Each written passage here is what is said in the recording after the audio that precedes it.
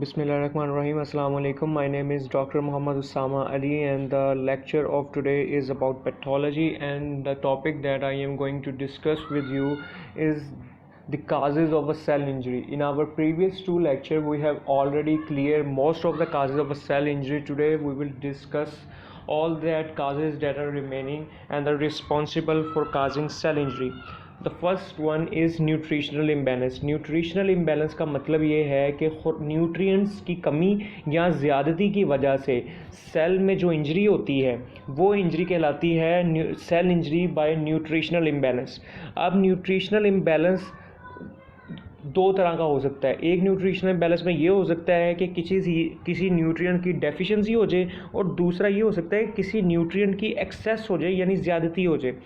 Nutrition deficiency में क्या होता है, जब न्यूट्रिएंट्स सेल को नहीं मिलते, सेल ऑब्वियसली एटीपी प्रोड्यूस करता है. वो इसीलिए प्रोड्यूस करता है कि उसे न्यूट्रिएंट्स सारे मिलते हैं, उसे calcium, phosphate and all that nutrients are responsible for the proper functioning of the cell. जब वो उसे न्यूट्रिएंट्स नहीं मिलेंगे तो क्या होगा, सेल काम करना छोड़ देगा. जब वो काम करना छोड़ देगा तो आहिस्ता आहिस्ता उसकी इंजरी होने लग पड़ेगी, और जब इंजरी होगी तो एंड स्टेज पे क्या होगा कि सेल इंजरी हो जाएगी, और एंड अगर फर्दर न्यूट्रिएंट्स ना मिलते रहें तो सेल डेथ भी हो सकती है, इरिवर्सिबल सेल इंजरी भी हो सकती है, रिवर्सिबल सेल इंजरी भी हो सकती है. अब जो पहली काज है उसकी एग्जांपल ये है, एक डिजीज़ है जिसको कहते हैं हम क्वाशीओरकर. क्वाशीओरकर एक डिज़ीज़ है जो होती है प्रोटीन माल न्यूट्रिशन की वजह से. यानी अगर आप खुराक खाते हैं और उसमें प्रोटीन की कमी है तो जो डिज़ीज़ इंसान को होती है उसे हम कहते हैं क्वाशीओरकर. एक और डिज़ीज़ है जिससे सेल इंजरी भी होती है, न्यूट्रिशन इम्बैलेंस है, वो है बेरी डिजीज़. उसमें क्या होता है कि बॉडी में थायमीन डेफिशिएंसी हो जाती है या फिर विटामिन B1 डेफिशिएंसी हो जाती है, जिसकी वजह से बॉडी के जो सेल्स हैं वो सही तरह काम नहीं करते, और इससे जो डिज़ीज़ होती है उसे हम कहते हैं बेरी डिजीज़. अगली जो एग्जांपल है न्यूट्रिशनल इम्बैलेंस की वो है न्यूट्रिशनल एक्सेस. यानी न्यूट्रिएंट्स आपको एक्सेस क्वांटिटी में मिल रहे हैं. जब एक तो ये है कि आपको कम मिल रहे हों तब सेल इंजरी हो सकती है. ऐसा भी हो सकता है कि आपको न्यूट्रिएंट्स एक्सेस में मिल रहे हों, जितनी सेल को ज़रूरत है उससे ज़्यादा अगर न्यूट्रिएंट्स मिल रहे हैं तब भी सेल इंजरी हो सकती है. उसकी जो क्लासिक एग्जाम्पल है वो है atherosclerosis due to high fat in diet. इसमें क्या होता है, ये आप देख सकते हैं कि ये नॉर्मल आर्टरी है, ठीक है. जब आप कंज्यूम किसी का कोलेस्ट्रॉल लेवल बढ़ा हो ये, और वो मज़ीद क्या करे, वो फैटी फूड खा रहा हो, तो उसमें क्या होता है, फैटी फूड में क्या होता है, फैट्स होते हैं, कोलेस्ट्रॉल लिपिड्स होते हैं. तो वो कोलेस्ट्रॉल लिपिड्स क्या करते हैं, वो डेपोजिशन काज करना शुरू कर देते हैं किस पे, सेल वॉल पे. यहाँ पे आप देख सकते हैं जो येलो कलर है ये डेपोजिशन हुई है फैट की, ये फैट की डेपोजिशन होना शुरू हो गई है. तो ये फैट की डेपोजिशन को कहते हैं अथीरोस्क्लेरोसिस, और इससे क्या होता है, सेल इंजरी हो सकती है. तो ये आप देख सकते हैं कि अगर हम फैट ज़्यादा तादाद में लें तो क्या होगा, यहाँ पे डेपोजिशन होने लग पड़ेगी फैट्स की. तो इस वजह से जो सेल की इंजरी होगी वो भी न्यूट्रिशनल इम्बैलेंस की वजह से काज होगी. और इस बीमारी को जिसमें एक्सेस हम फैट लेते हैं और वो नैरोइंग कर देती है हमारी ब्लड वेसल को, इसको हम कहते हैं अथीरोस्क्लेरोसिस. अगली एग्जांपल है फिजिकल एजेंट. फिजिकल एजेंट में मैकेनिकल ट्रॉमा की वजह से हो सकता है, एक्सट्रीम टेम्परेचर की वजह से सेल इंजरी हो सकती है, sudden lowering of atmospheric pressure की वजह से हो सकती है, रेडिएशन एनर्जी की वजह से हो सकती है, और इलेक्ट्रिक एनर्जी की वजह से भी सेल इंजरी काज हो सकती है. मैकेनिकल ट्रॉमा में क्या होता है कि आपको पता है कि ये सेल है, इसमें ऑर्गेनेलीज, डिफरेंट ऑर्गेनेलीज अपनी ख़ास जगह पर पड़े होते हैं इंटरलोकेटिंग फाइबर्स के ज़रिए, ठीक है. तो जब इस पे कोई फिज़िकल ट्रॉमा अगर पड़ता है तो क्या होगा, सेल डिस्टॉर्ट हो जाएगा. सेल डिस्टॉर्ट का मतलब क्या होगा, अंदर जो ऑर्गेनेलीज हैं उनकी पोजीशन चेंज हो जाएंगी, किसी की पोजीशन चेंज हो जाएगी, और किसी का क्या होगा कि वो सेल ऑर्गेनेली रप्चर हो जाएगा.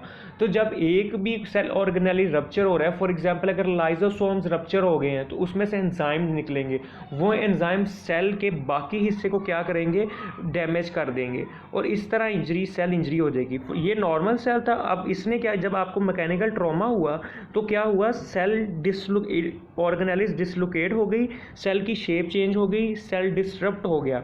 मतलब पहले सेल अगर वैसा था तो बाद में ऐसा हो गया, और ऑर्गेनेलीज जो अपनी ख़ास जगह पर पड़ी हुई थी उन ऑर्गेनेलीज को क्या हुआ, वो ऑर्गेनेलीज डिफरेंट जगह पे आ गई और उसमें से कुछ ऑर्गेनेलिस रप्चर कर गई, जिसकी वजह से इंजरी हो जाएगी। अगली है एक्सट्रीम टेम्परेचर। एक्सट्रीम टेम्परेचर पे हाई टेम्परेचर और लो टेम्परेचर अगर एक्सट्रीम हो जाए तो दोनों इंजरी काज कर सकते हैं। लो टेम्परेचर में क्या होता है कि आपको पता है कि सेल के अंदर वाटर H2O काफ़ी मिकदार में पाया जाता है। तो जब अगर टेम्परेचर बहुत लो हो जाएगा तो वो वाटर क्या होगा, उसकी क्रिस्टलाइजेशन होना शुरू हो जाएगी। वो उस क्रिस्टलाइजेशन क्यों होगी, क्योंकि वाटर आपको पता है कि 0 डिग्री पे जम जाता है। तो जब 0 डिग्री एक्सट्रीम लो टेम्परेचर होगा तो अंदर जो वाटर होगा वो आहिस्ता आहिस्ता क्या होगा, वो क्रिस्टल बनाना शुरू कर देगा। तो जब वो क्रिस्टल बनाएगा तो वो क्रिस्टल बाकी ऑर्गेनेलिस को टच करेंगे। जब वो टच करेंगे तो वो उन ऑर्गेनेलिस को रप्चर कर सकते हैं, ठीक है, जिसकी वजह से सेल इंजरी हो जाएगी। दूसरी काज है हाई टेम्परेचर। हाई टेम्परेचर में कैसे हो सकता है कि जब आपका हाई टेम्परेचर होता है तो बॉडी का, वैसे आपको हाई टेम्परेचर मिल रहा है तो बॉडी में क्या होता है, मेटाबॉलिज्म तेज़ हो जाता है। जब मेटाबॉलिज्म तेज़ होता है तो क्या होता है, पीएच आपकी ड्रॉप कर जाती है। जब पीएच आपकी सेल में ड्रॉप कर जाएगी तो क्या होगा, एसिडिक पीएच हो जाएगी और एसिडिक पीएच को सेल टॉलरेट नहीं कर सकता, जिसकी वजह से सेल इंजरी हो जाएगी। अगली काज है sudden lowering of atmospheric pressure. इसकी एग्जांपल आप यहाँ से ले सकते हैं कि जो डीप सी ड्राइवर्स या स्कूबा ड्राइवर्स होते हैं, वो जब सडन लो डीप सी के अंदर जाते हैं। Sudden lowering of atmospheric pressure की क्लासिकल एग्जांपल है, हम ले सकते हैं डीप सी ड्राइवर्स। जब डीप सी ड्राइवर ओशन में डीप जाते हैं तो क्या होता है, ऑक्सीजन, नाइट्रोजन और कार्बन डाइऑक्साइड उनके ब्लड में एब्जॉर्ब हो जाती है ड्यू टू हाई प्रेशर, क्योंकि below the surface of a see the pressure increases, ठीक है। तो जब प्रेशर बहुत ज़्यादा हो जाता है तो क्या होता है, ऑक्सीजन, नाइट्रोजन, कार्बन डाइऑक्साइड उनके ब्लड में डिसॉल्व हो जाती है।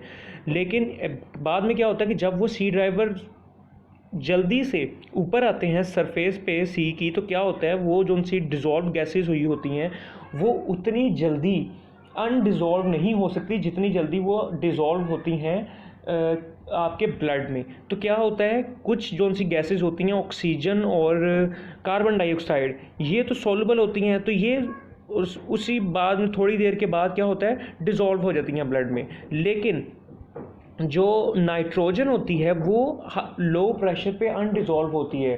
तो जब डीप सी ड्राइवर सरफेस पे वापस आते हैं तो वो नाइट्रोजन उनके ब्लड में रहती है। तो जब वो ब्लड में रहती है तो वो नाइट्रोजन कॉज रिस्पॉन्सिबल फॉर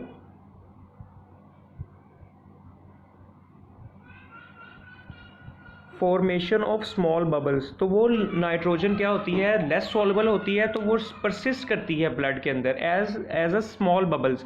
तो जब वो स्मॉल बबल्स में रहती है तो वो स्मॉल बबल क्या करते हैं कि जब छोटी वेसल्स में आर्टरियोल्स में जाते हैं या आर्टरीज में जाते हैं तो माइक्रो सर्कुलेशन को जाके वो ब्लड फ्लो को वहाँ पे जाके ऑब्स्ट्रक्ट कर देते हैं।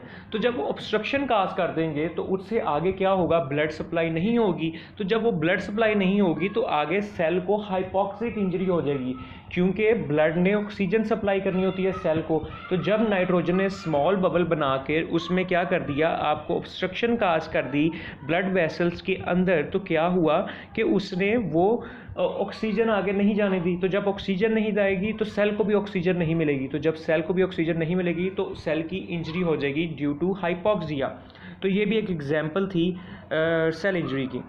ये वो एग्जांपल है, उसमें हम डायग्राम बनाई दी हुई है डीप सी ड्राइवर की। जब डीप सी ड्राइवर पानी के अंदर गहराई में जाते हैं तो क्या होता है कि ऑक्सीजन, कार्बन डाइऑक्साइड, नाइट्रोजन उनके अंदर डिसॉल्व हो जाती है, और जब वो वापस आते हैं तो कार्बन डाइऑक्साइड और ऑक्सीजन तो निकल जाती है, लेकिन जो आपकी नाइट्रोजन होती है वो ब्लड के अंदर जाके स्मॉल बबल्स बना देती है। तो वो स्मॉल बबल्स आगे जाके ऑब्स्ट्रक्शन काज कर देते हैं आर्टरीज में। अगली एग्जांपल है रेडिएंट एनर्जी यानी रेडिएशन एनर्जी। ये कैसे, इसके अंदर से आयनाइजिंग रेडिएंट एनर्जी के अंदर से आपको पता है कि आयनाइजिंग रेडिएशन निकलती है। तो ये जो सी रेडिएशन एनर्जी होती है ये अफेक्ट मोस्टली करती है सेल के अंदर न्यूक्लियस के क्रोमोसोम्स को।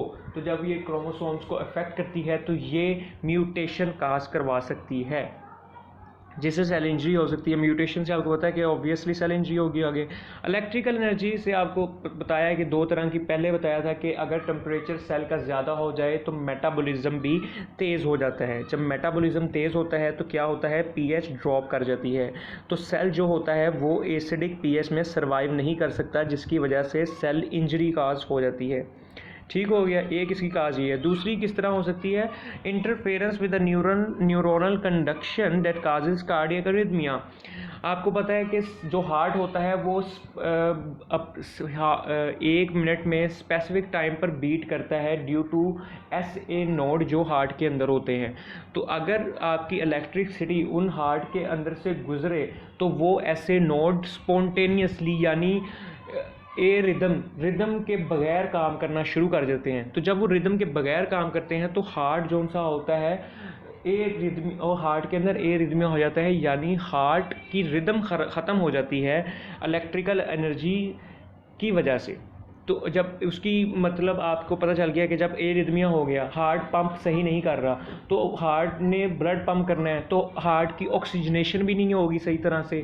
जब वो पंप ही नहीं सही कर रहा तो आगे भी जितनी आपके सेल्स हैं जो आपकी ब्लड वेसल को सप्लाई कर रही हैं उनको हाइपोक्सिया हो जाएगा, जिसकी वजह से इंजरी हो जाएगी। तो ये भी एक काज है, इलेक्ट्रिकल एनर्जी काज है सेल इंजरी का।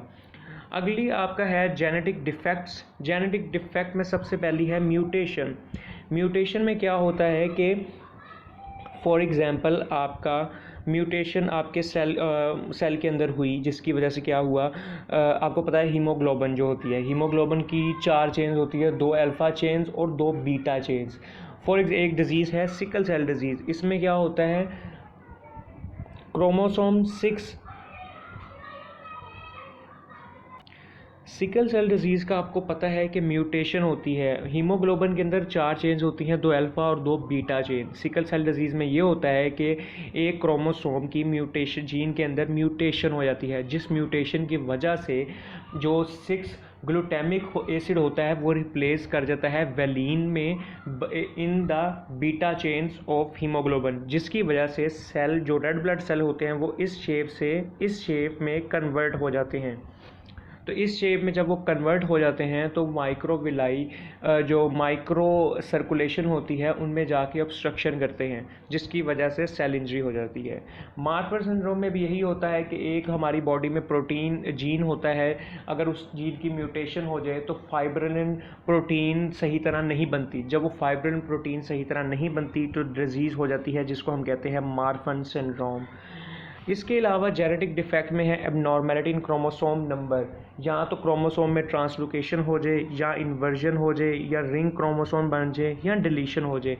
अगर ये सारी एबनॉर्मेलिटी क्रोमोसोम के अंदर आ रही हैं तो क्रोमोसोम ही आपका बेसिक यूनिट होता है एक सेल का, तो जब वो क्रोमोसोम ही डिफेक्टेड हो गया है तो आपका सेल भी इंजरी की तरफ चले जाएगा। अब अभी उसकी एग्जांपल है, ये एग्जांपल है ट्रांसलोकेशन की। ट्रांसलोकेशन में क्या होता है, ये क्रोमोसोम नंबर 4 है, ये क्रोमोसोम नंबर 40 है। ट्रांसलोकेशन में ये होगा, नॉर्मली ऐसा नहीं होता, पर ट्रांसलोकेशन जब होगी तो ये क्रोमोसोम 4 का पार्ट इस क्रोमोसोम क्रोमोसोम 20 के पार्ट के साथ चेंज हो जाएगा। अब आप यहाँ देख सकते हैं कि ये रेड वाला क्रोमोसोम 20 यहाँ पे आ गया और ये वाला पार्ट इधर जाके लग गया क्रोमोसोम 20 पे, जिसकी वजह से ट्रांसलोकेशन होगी तो ऑब्वियसली सेल इंजरी होगी। अगला है डिलीशन। डिलीशन में क्या होता है कि ये नॉर्मल क्रोमोसोम है, अब डिलीशन ये हुआ कि क्रोमोसोम का ये वाला पार्ट डिलीट हो गया या इंजर हो गया, जिसकी वजह से क्रोमोसोम इस शेप में चला जाएगा। जब इस शेप में चला जाएगा तो सेल अपने नॉर्मल फंक्शन परफॉर्म नहीं करेगा, क्योंकि ये वाला भी जो पार्ट था क्रोमोसोम का वो बहुत ज़्यादा फंक्शन मैनेज कर रहा था। तो जब ये पार्ट ही इंजर हो जाएगा तो सेल सही तरह कोऑर्डिनेट नहीं होगा और उसकी इंजरी हो जाएगी। अगली है उसमें आपका इन्वर्जन हो सकती है। ये एक क्रोमोसोम है, ठीक है। क्रोमोसोम में क्या हुआ कि ये जो पार्ट था, एक ग्रीन पार्ट है और एक पिंक पार्ट है। नॉर्मली ये सेल की शेप है, लेकिन इन्वर्जन की वजह से, जेनेटिक डिफेक्ट की वजह से ये ग्रीन वाला पार्ट इन्वर्ट हो गया, ऊपर चला गया, और पिंक वाला पार्ट नीचे आ गया। ये आप यहाँ देख सकते हैं, इसे हम कहते हैं सेल इन्वर्जन। इसकी वजह से भी सेल इंजरी हो सकती है। अगली है रिंग क्रोमोसोम। रिंग क्रोमोसोम इस तरह बनता है कि ये एक नॉर्मल क्रोमोसोम है। अब ऐसा होगा कि क्रोमोसोम का ये वाला पार्ट और ये वाला पार्ट डिलीट हो जाएगा। जब ये दोनों पार्ट डिलीट होंगे तो ये दोनों आपस में जुड़ जाएंगे। जब ये आपस में फ्यूज़ हो जाएंगे, जुड़ जाएंगे, तो क्रोमोसोम इस शेप में आ जाएगा। तो जब रिंग क्रोमोसोम आपकी शेप में क्रोमोसोम आ जाएगा तो ऑब्वियसली आगे सेल इंजरी हो जाएगी। ये अगली फर्दर एग्जांपल है कि cell injury sickle cell disease में कैसे होती है। ये एक normal healthy red blood cell है, जबकि ये सिकल रेड ब्लड सेल है जो होता है सिकल सेल डिजीज़ के अंदर। नॉर्मल स्ट्रेक्ट अनरिस्ट्रिक्टेड ब्लड फ्लो होता है। नॉर्मल ब्लड जो से होते हैं नॉर्मली माइक्रोविलाई इनसे गुजर जाते हैं ब्लड वेसल से। लेकिन जब सेल की शेप इस तरह होती है तो ये आपस में टेंगल्ड हो जाते हैं, यानी आपस में जुड़ जाते हैं। तो जब ये आपस में जुड़ जाएंगे तो ये जाके जो माइक्रो सर्कुलेशन होगी वहाँ पे ऑब्स्ट्रक्शन काज कर देंगे। जब यहाँ पे ऑब्स्ट्रक्शन होगी तो यहाँ से ब्लड नहीं गुजर सकता। ठीक है, जब ब्लड नहीं गुजरेगा तो ऑक्सीजनेशन नहीं होगी आपके सेल्स की। जब ऑक्सीजनेशन नहीं होगी सेल्स की तो हाइपोक्सिक सेल इंजरी हो जाएगी। Thank you.